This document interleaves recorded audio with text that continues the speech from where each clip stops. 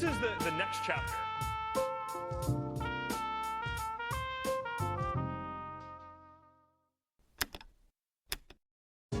Welcome to Paradigms, a podcast by Leitmotiv, the independent digital policy think tank that exists to operationalize values in our digital future. In each episode, we unpack the latest developments and debates in our digital world. Together, we try to make sense of what is happening to our digital future, who's shaping it, and what we can do to change its path. My name is Zuzana Ludwikova, and I'm here to ask the difficult questions. And my name is Max Schulze, and I'm here to give simple answers. At Leitmotiv, I think about the policies that shape our digital future and how to operationalize our societal values within them. And my job is to bring our thinking to your ears, eyes, and minds. In our podcast, we invite you to think with us as we unpack the building blocks of our digital world and work towards a better future that amplifies the best of our core values and our humanity.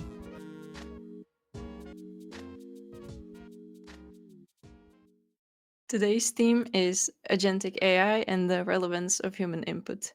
It is more than obvious that nowadays AI or machine learning emerges in different shapes and forms around us, in all industries and all societal layers, as well as all commercial, technical, non-commercial, personal, and artistic avenues. We hear about AI tools and AI assistants, but more recently also AI agents. They're all different in terms of how much attention we need to devote to them to use them, for example, through prompting or correcting their answers. But at the same time, AI agents seem to be operating more independently, have bigger autonomy, and may have greater power in decision making. Max, for starters, I have a simple question, and I want a simple yes or no answer. Do we, a global nonprofit think tank, have an AI agent? That's already a good question to begin with. You wanted a yes and no answer. I think the answer is no, we don't have an agent. We do use AI in some of our automations, though, and I'll explain that in a bit. And why don't we have it? That's a more complex answer. I think the great promise of AI, so the vision that is sold to us, is that these systems can learn from us and can do things autonomously. Like a simple example is always to book a flight. You know, you can just say, "I want to fly to Berlin. Can you book it for me?" I think technically, from what I've seen and what's currently out there, I don't think we're that close to that yet. But of course, in terms of what companies want to portray, of course, they want us to think that we are very close to that. hmm And there are also all these terms in the AI market, which sometimes I'm also confused about when AI tools, AI assistants. So, when does an AI assistant stop being an AI tool? And when does it start being an AI agent? Yeah, I think so. Using our school of thought for this a bit, I think first of all, what is the fundamental technology here? The fundamental technology is deep learning, and that can be used to train different type of models. Some of these models are text focused, and we call them large language models. There's also now multimodal models that can generate images and videos, and they're all trained on data using the technique called deep learning, and then you get the outcome is a piece of software, essentially, that you can prompt. So that's the fundamental technology. Now, the first digital product that was made with this technology was was the biggest PR stunt, was an AI assistant that was ChatGPT. And that's, of course, it is a way essentially to experiment with the technology. Allows us to experience the features and the power of the technology, but it doesn't actually solve a problem if you think about it, right? It is not the cost of providing that chat experience far outweighs the value it creates for us. Yes, it can generate a social media post, for example, but is that worth, let's say, two, five, $6,000 a month in a subscription? Probably not. So, and you see that also in the financials of a company like OpenAI that is still making heavy, heavy, heavy losses to basically finance us to have that experience of playing with the technology. And that's very important to them because they want to convince us that this technology has great potential. So it's a little bit like getting a car to drive for free to test it out. It's another training program designed to teach you one thing.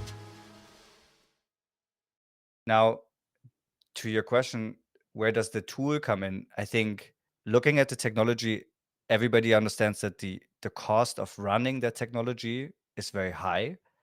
And so in order to justify these costs, you need to find very high value problems now that you can solve with it. So instead of saying this assistant can generate a social media post for you, what you want to say is this tool can run your marketing campaigns for you. So the tooling language uh, comes when you basically say, well, this is not just a chat. It is something that can basically do processes for you and can do higher value things. And then if you take that even further, of course, you the idea of an agent is a bit of a virtual employee, is that this product that I'm using can do things fully autonomously. And that, of course, in the perception of the customer has the highest possible value. And I know that OpenAI floated prices for this that were, I think, in the range of $20,000 a month. And I think only at that agent level of product um, will these companies actually be able to make a profit. And that's why they're really hunting down that narrative right now to say, yes, we can build agents that can do things autonomously, and that's very valuable to you. And this will be essentially our business model. They're hunting for a value proposition that can make enough money to finance the cost of developing and operating the technology and the products. Right. So we're not there yet. We're still, you say, at the stage where they're sort of making us play with it or inspiring us to play with it to make us dependent on it eventually.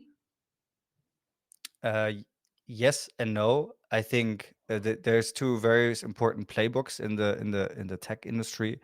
The first one is the idea of the lean startup, and the other one is always is a very important sentence: is fake it until you make it.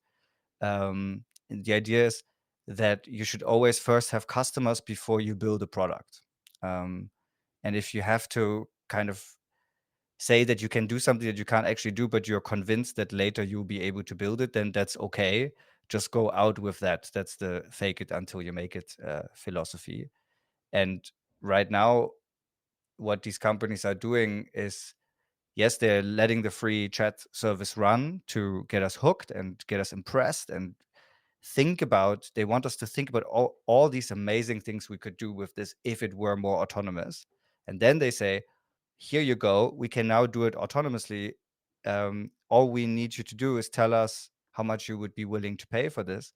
And I think at the moment we're still in this phase that these things can't actually do agent level tasks or agent level functionality, but they're dangling it in front of us to test if we would be willing to pay a higher amount of subscription for that, essentially. Right. And on the level of companies, if they were to have these virtual employees or AI agents, how expensive would it be, do you think, to maintain them, to have them in the company? Um, I yeah, I doubt that these systems and also from the output that I've seen that they are really employee like. I think for a very long time we will still stay in the augmentation idea that basically a company buys a product that may be an agent based AI and that makes the work of an employee easier. So it's like giving everybody a junior employee that they can work with. But I fundamentally don't believe that if you really want to build a high value company and a high value organization, that these agents will perform work at the level that you probably want it to be for a very, very long time. So if we imagine maybe a dystopian scenario where AI agents speak to AI agents and sort of manage to circumvent a human who could otherwise keep tabs on all of that, is this too far of a future, do you think? Um, I think that's already like the systems being able to talk to each other has been around for a long time. I think AI can potentially write the code that you would need for it to talk to something else by itself. But for all these things to be realistic and a real danger, this thing would have to be conscious and would be have to be able to evolve. And that would really mean AI, which is a very misused term right now. At the moment, even though of course there's a lot of people that want us to believe that, these models are not artificial intelligence. They're simply they're models trained on something. And yes, they can give you funny answers or like can give you answers that make you think this thing is conscious, but it's just outputting words and images based on the training data. I have not seen a model that basically every week gets better and evolves and is conscious and basically runs by itself. At the moment, most AI models run when you prompt them. They don't run autonomously and think by themselves for hours and go like, well, maybe I should, go talk to that other agent right now. That's not where we are, and I still think very, very far away from that place. Yeah, and this would also mean they would have to run all the time, right? And use up a lot of energy. Yes. The process that now is mostly responsible for a lot of energy use is the training phase. But and there a model is running the whole time, but for a specific purpose, which is to train it. Afterwards, the cost of keeping something running all the time um, is prohibitive, I would say, at the moment.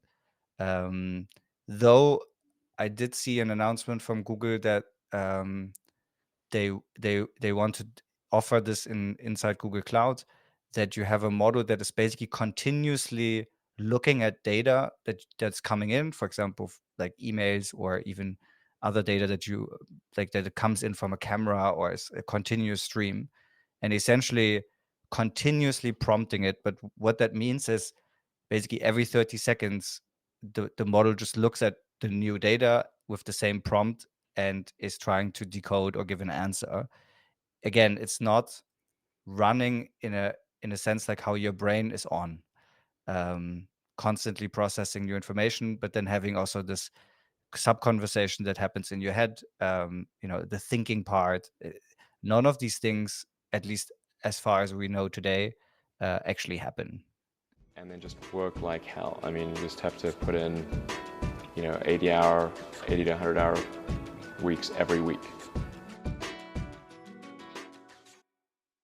Interesting. And to bring another case, also from the nonprofit sector that we are in, recently, nonprofit volunteer based Wikipedia has integrated an AI strategy into their mode of operation. And on the 30th of May, they announced in their press release that AI does not replace Wikipedia's human created knowledge, but helps editors by automating certain processes and tedious tasks. And not an AI agent, but a similar kind of help is also something we have in our Leitmotiv workspace as automations that you created. And they save us time and let us work on more things simultaneously since our team is quite small. But how do you look at all of that happening within the nonprofit sector? I think it's fundamentally a good thing because it also shows something that I think is really important. So you have models, AI models, and you have providers that host them for you, and you can prompt them. Um, but as you just pointed out, the real value is created by a human being, yeah, that may be a software developer or someone less technical, kind of gluing the capabilities of a model into a process and automating things. And I think that's a beautiful thing because it can really remove some repetitive tasks, um, especially when maybe quality is not it's not so important. Like what a good example may be that you have a massive amount of emails coming in, and you just want to flag the ones that are maybe the most important. Maybe 20% get flagged wrong. You answer them anyways, but maybe slower. To me, that's not a problem. But it shows you that probably for now and for the next maybe 5 to 10 years, the real value will be in gluing these models into processes. And then from an environmental and sustainability perspective, I would say let's just make sure that we glue them in there in a way, first of all, that we can easily replace them with something that may be coming to the market that is running on more sustainable infrastructure, or that we continuously monitor the energy that it really costs, so that we can really weigh yes, this automation saves us time, but at what cost? Right? That's something that when I automate things for us, I always try to think about. Okay, this maybe saves 4 hours, but if it uses the equivalent of 10,000 liters of gasoline, then that's not worth it. And that's really, I think, another good example, what I mentioned before is, yes, you could use an AI assistant to make social media posts, but honestly, for us, for example, our quality requirement is so high that we would end up editing it anyway. So we now spend then, let's say, 100 liters of gasoline to make a draft that then takes another 3 hours to edit.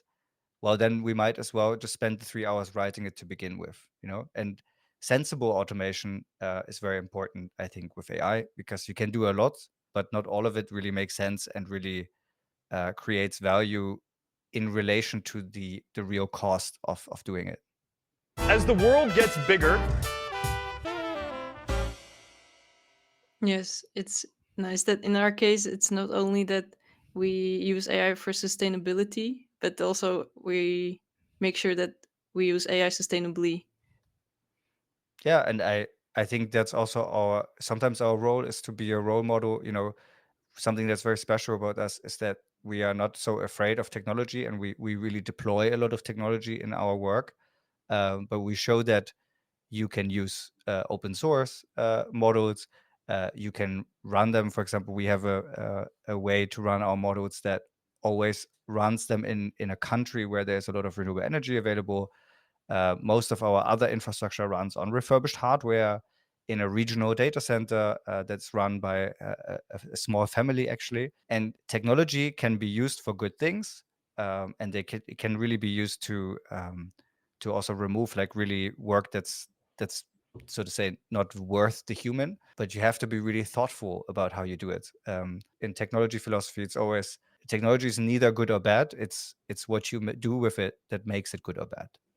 Yes, exactly. But this is for the non-profit work settings that we talked about. But is it possible to integrate AI ethically or responsibly even in commercial settings? For example, if we stay close to these predetermined values or principles, or is it really feasible right now, or do you see it happening? And what would these values or principles be in your view? Ooh, that is a big one.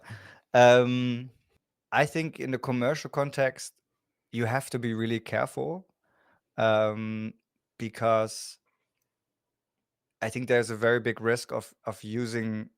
Let's not use agents, tools, and assistants, but let's just say automation as consumption induction. So you could just give an example. You could use a model that generates thousands of videos of ads at a fraction of the cost and a fraction of the time it takes, and just flood the internet with like millions of posts about your product, right? Hmm. Essentially with the goal to induce more consumption. Is that unethical? No, ads have been around for a long time. It's just you increase the efficiency of marketing by orders of magnitude. So there we have to be careful. I do think that a lot of companies have a lot of employees that are often heavily overworked with work that doesn't need to be done. Think of time recording, uploading expenses, putting their vacations into a calendar, scheduling meetings between each other. I think there's value there in automation that actually though might not need AI at all. It just requires well thought software and automation that could free people from stressful, meaningless work so that they can be really focused on creating value. I think that's a good a positive example. And the principles I would take from that is to focus our efforts on automation of things that create value for the employees, for the humans, and for the company, and refrain from using it very heavily in driving increased consumption or in using it heavily in marketing. I think that gets us on the wrong track. And I would also caution that if that were to happen at scale, uh, I would think that regulation and policymakers relatively quickly would put an end to it. Similar to political influence, where we've seen it immediately being used, of course. And there's relatively quickly a movement then to constrain that. So I think it's not worth even going there as a company. Just immediately stay away from it and really focus on how can we create more value for the humans in our organization, for the employees, and for us as a company. Yeah, this is very interesting because you mentioned regulation and sort of maintaining the human value within all these processes. But on a different note, to sort of address the moral panics around AI, for decades there has been discourse around technology which would become too good and it would replace human jobs.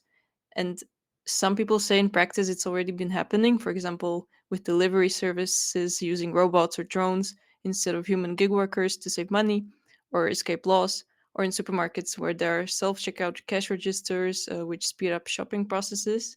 So, would AI or these AI tools, AI agents replace human work or make it more efficient or both? Or sort of make the human value bigger? Or what are the largest implications or and opportunities for regulation here? Yeah, I would give a bit of a cautious answer because I think we don't really know. The same was true with the steam engine. The same was true with large-scale electricity grids. It led to more industrialization, which also created jobs and destroyed jobs. But I honestly, I don't really know. But what I would caution and probably like to see from regulation is that we have a very, very good monitoring of this situation so that we can steer appropriately and protect citizens from potentially outcomes that we don't want to see and that don't improve the quality of life, that don't improve the human experience and don't create value for humanity. I think regulators really need to step up and have sophisticated monitoring processes in place that we can really see the level of AI deployment, so how many companies are using it for what, and then a very clear mechanism to monitor and observe, has this displaced jobs? If so, what kind of jobs? How many? In what industries? So that we are capable of course correcting, and that it's not like something that happens that citizens feel it, everybody sees it, but regulation is not doesn't have enough data, and doesn't act because of the lack of data. So I would right now invest in the capability to monitor and track what's going on in a very sophisticated way. Right. So instead of rushing towards deployment of AI and saying it's inevitable, you'd rather recommend or see a good way to solve it as to stop and take a moment and focus to monitor what's around, what's happening exactly. Yeah, exactly. I'm a big believer in order liberalism, which is a philosophy in the political economy that is really about setting the right framing condition for a market and having a lot of data on how that market is evolving.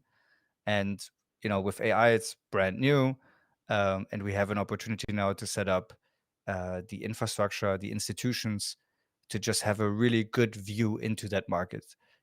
we didn't have that for data centers, and now we have data centers growing all over the world, and everybody's like, oh, we didn't see that one coming. We had the same for fiber optics or for telecommunications, that we still have very little insight of how much traffic there is from which country to another country, and what is in the traffic and what's creating it. And I think with AI, it's an opportunity to learn from that and say, we need to have a strong grip on the societal effects of this, and we need to be able to track that very closely, so that within a week or a month or a year, we could course correct very quickly if needed.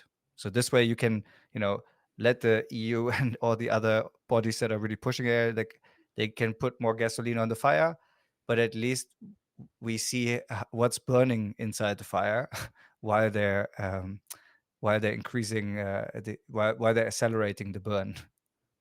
Yes, and we have maybe more control over the fire.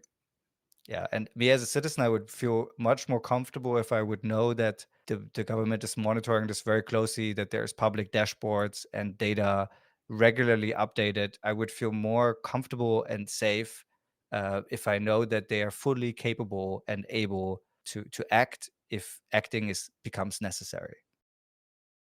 Yes. Thank you very much, Max, for talking to me today. Thank you for asking wonderful questions.